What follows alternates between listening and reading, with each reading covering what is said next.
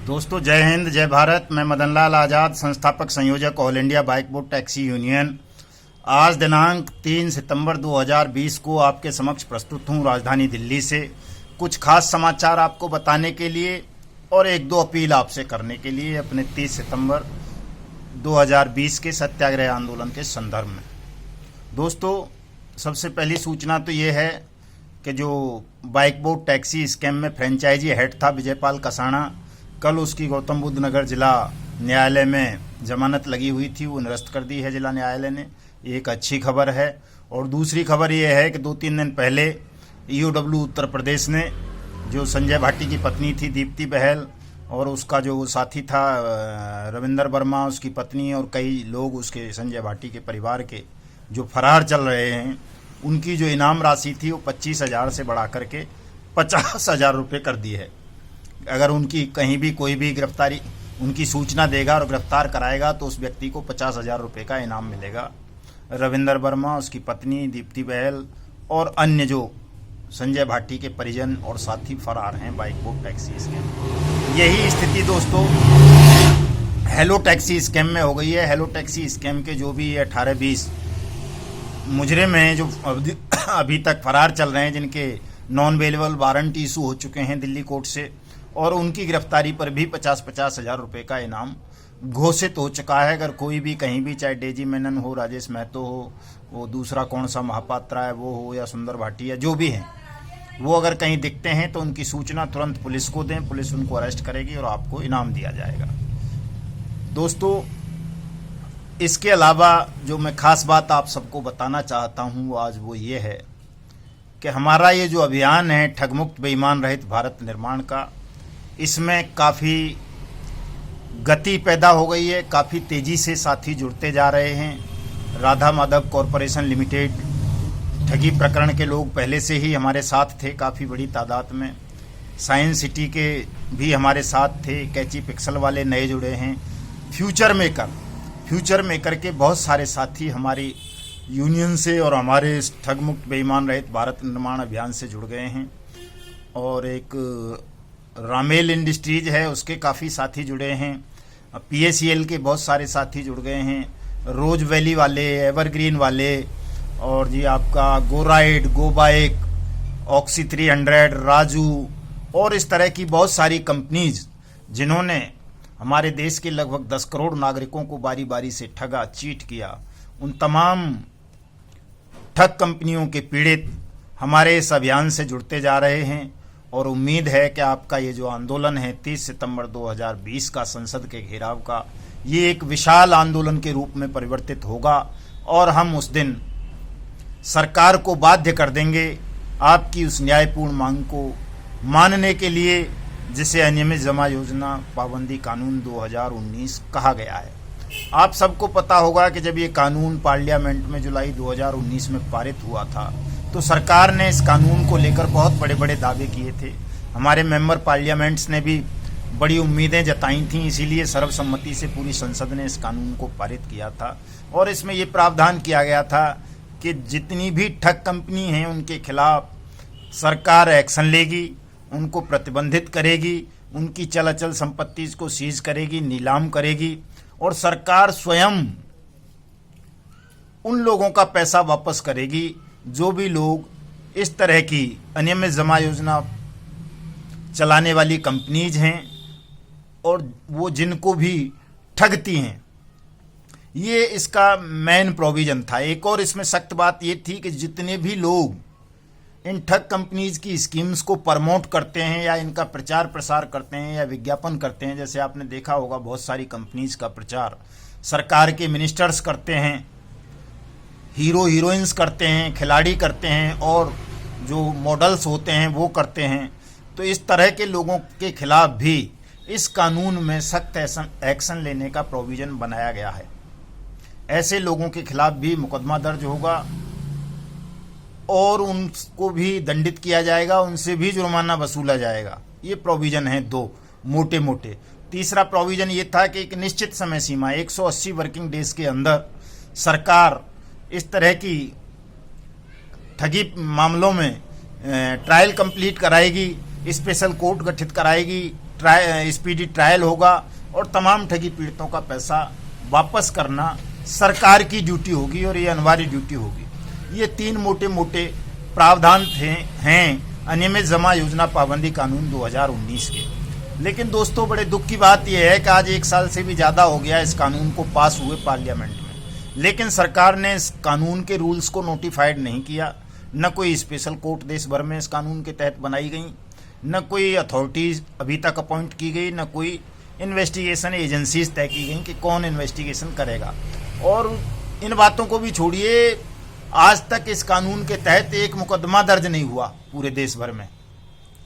इससे सीधा सीधा इंडिकेशन हमें ये मिलता है, ये लगता है कि कहीं ना कहीं सरकार की लापरवाही है, वो ठगों के साथ मिली हुई है, इसलिए वो इस कानून के रूल्स को नोटिफाइड नहीं कर रही, इसलिए वो स्पेशल कोर्ट्स का गठन नहीं कर रही, इसलिए वो किसी भी ठगी पीड़ित का पैसा वापस नहीं करवा पा रही सरकार। तो दोस्तों, अब चूंकि ये लड़ाई हम तो वैसे ठगों से लड़ रहे थे, हमारा लक्ष्य तो ठग मुक्त बेईमान रहित भारत निर्माण बनाना था, ठगों से हमारा ये संघर्ष था। लेकिन ठगों से लड़ते लड़ते बीच में सरकारें आ जाती हैं और सरकारें ठगों को बचाने की कोशिश करने लगती हैं, षड्यंत्र रचने लगती हैं। इसलिए ये हमारी भी व्यवस्था हो जाती है, मजबूरी बन जाती है कि हमें पहले उनसे ही लड़ना पड़ेगा जो ठगों को बचाने का प्रयास कर रहे हैं, षड्यंत्र रच रहे हैं। तो अब ये जो हमारी लड़ाई है वो ठगों के साथ साथ सरकार से भी है। 30 सितंबर 2020 का जो हमने महापड़ाव संसद भवन नई दिल्ली के ऊपर रखा है, जिसे हम सत्याग्रह आंदोलन भी कहते हैं, अनियमित जमा योजना पाबंदी कानून 2019 के रूल्स को नोटिफाइड करवाने के लिए, वो सरकार और ठग दोनों से है। यदि सरकार ने आपकी इस मांग को नहीं माना, अनियमित जमा योजना पाबंदी कानून 2019 के रूल्स को नोटिफाइड नहीं किया, तो हम इस सरकार को उखाड़ फेंकेंगे, ये हमने संकल्प ले लिया है। क्योंकि 10 करोड़ लोग हैं दोस्तों देश में ठगी पीड़ित, और अब तो वो जो बेरोजगार लोग हो गए हैं 10 करोड़ से ज़्यादा, वो भी आपके इस आंदोलन से जुड़ना चाहते हैं। बहुत सारे लोगों के फ़ोन कॉल्स आ रही हैं, वो भी कहते हैं कि साहब एक साथ ही कर डालते हैं। हम भी तो ठगी पीड़ितों के ही बच्चे हैं, ज़्यादातर उनमें से भी किसानों के हैं, मजदूरों के हैं, आर्मी पर्सनल्स के हैं, इस तरह के ही हैं तमाम बेरोजगार जो शिक्षित युवा बेरोजगार है, वो भी आपके इस आंदोलन से जुड़ना चाहते हैं। और 30 सितंबर 2020 का ये जो आपका आंदोलन है, ये एक ऐतिहासिक आंदोलन होने जा रहा है। बहुत सारे लोग इससे जुड़ रहे हैं। आज के इस वीडियो संदेश के माध्यम से मैं विपक्ष के उन लोगों को भी, और जो लोकतंत्र का स्तंभ है चौथा मीडिया, उनको भी एक चीज़ बताना चाहता हूँ। हमारे राष्ट्रकवि रामधारी साहब दिनकर साहब ने ये लिखी थी, समर शेष है नहीं पाप का भागी केवल व्याध, और जो तटस्थ हैं समय लिखेगा उनका भी अपराध। दोस्तों, सरकार तो अपराधी है ही, उसने ठगों से पैसे खाए हैं, जो आपकी मेहनत की कमाई को ठगों ने लूटा, उसमें से एक बड़ा हिस्सा सरकार में बैठे हुए बेईमान मिनिस्टर्स, बेईमान ऑफिसर्स और प्रधानमंत्री तक गया।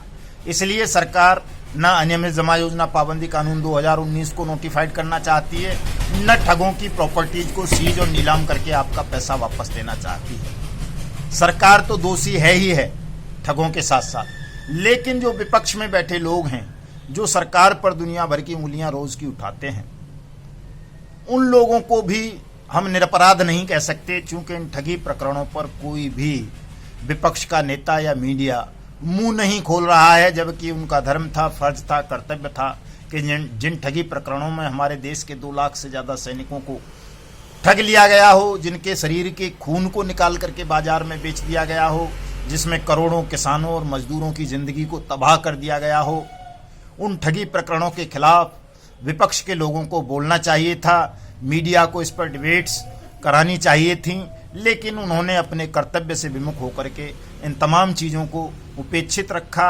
नेगलेक्ट किया, किसी ने भी इस तरफ ध्यान नहीं दिया, और मजबूरन ये लड़ाई तमाम ठगी पीड़ितों को स्वयं ही लड़नी पड़ रही है। अब आप सब लोग एकजुट हो जाएं और 30 सितंबर 2020 के सत्याग्रह आंदोलन को इतना ऐतिहासिक, इतना ज़बरदस्त आंदोलन बना दें कि देश के तमाम पॉलिटिकल पार्टीज, पार्लियामेंट में बैठे हुए मेंबर पार्लियामेंट और सरकार, ऑफिसर्स, मीडिया आपके इस जलवे को, आपके इस अभियान को, इस आंदोलन को देख करके शर्म से पानी पानी हो जाए। दोस्तों, आपकी एकता, आपके संगठन में वो शक्ति है जो न केवल सत्ता को हिला देगा बल्कि इस देश के उस बेईमान और भ्रष्ट सिस्टम को भी हिला देगा जो ये समझता है कि साधारण मनुष्य, पीड़ित लोग कुछ उसका बिगाड़ नहीं सकते। अब आपको तैयार हो जाना है उस अभिनव ऐतिहासिक आंदोलन के लिए जो भारत में एक नई प्रथा आरंभ करेगा, जो भारत को ठगमुक्त बेईमान रहित राष्ट्र के रूप में स्थापित करेगा। इसलिए न ये केवल अब आपके पैसे की लड़ाई है बल्कि एक तरह से ये पूरे देश की लड़ाई बन गई है और हमें इस लड़ाई को हर हाल में, हर मूल्य पर जीतना है, जल्दी से जल्दी जीतना है, ताकि हमारे जो लोग आत्महत्या कर रहे हैं रोजाना के, उनके जीवन को बचाया जा सके, उनके परिवारों को बचाया जा सके। दोस्तों, मैं इस वीडियो संदेश के माध्यम से आपसे एक अपील करना चाहूँगा। वैसे आप उस पर अमल कर रहे हैं, काफ़ी तेज़ी से हमारे फॉलोइंग बढ़ रही है, बहुत सारे व्यूवर्स बढ़ रहे हैं। आप इस हमारे युगांतर न्यूज़ चैनल को और हमारे ट्विटर हैंडल युगांतर न्यूज़ को और हमारी जो ये सोशल मीडिया अभियान की संयोजिका हैं मैडम मीना मालविका जी, उनके ट्विटर हैंडल को और हमारे जो दूसरे साथी हैं उनके ट्विटर हैंडल्स को सब लोग फॉलो करेंगे, हमारे इस न्यूज़ चैनल को सब्सक्राइब करेंगे और हमारी ये जितनी भी पोस्ट 30 सितंबर 2020 के संदर्भ में आ रही हैं, इन सबको अपने दोस्तों को, मित्रों को, रिश्तेदारों को, परिचितों को शेयर करेंगे ताकि ये खबर जल्दी से जल्दी पूरे देश भर में पहुंच सके और देश के तमाम ठगी पीड़ित और बेरोजगार और पीड़ित वंचित भाई बहन हमारे इस ऐतिहासिक आंदोलन से जुड़ करके अपनी न्यायपूर्ण मांगों को मंजूर करवा सकें। इस वीडियो संदेश की डिस्क्रिप्शन में हमारी तमाम आईडीज़ होंगी, उन पर जाकर के आपको फॉलो करना है और हमारा व्हाट्सअप नंबर होगा, मोबाइल नंबर होंगे, उन पर आप कांटेक्ट कर सकते हैं इस आंदोलन से जुड़ने के लिए। और जिन लोगों ने भी अभी तक अपनी शिकायतें कहीं दर्ज नहीं कराई हैं, वो सब लोग अपनी अपनी शिकायतें दर्ज कराएंगे। अगर आपको पुलिस में या कहीं जाने में परेशानी महसूस होती है, नहीं जाना चाहते, तो अपनी शिकायत आप हमें हमारे व्हाट्सएप नंबर पर या ईमेल पर भेजेंगे, हम उसको दर्ज कराएंगे, आपका पैसा आपको वापस दिलाएंगे। दोस्तों, तो साथियों, आज के इस संदेश में इतना ही। कल आपसे मुलाकात होगी, कल कोई नई सूचना होगी तो आपको बताई जाएगी।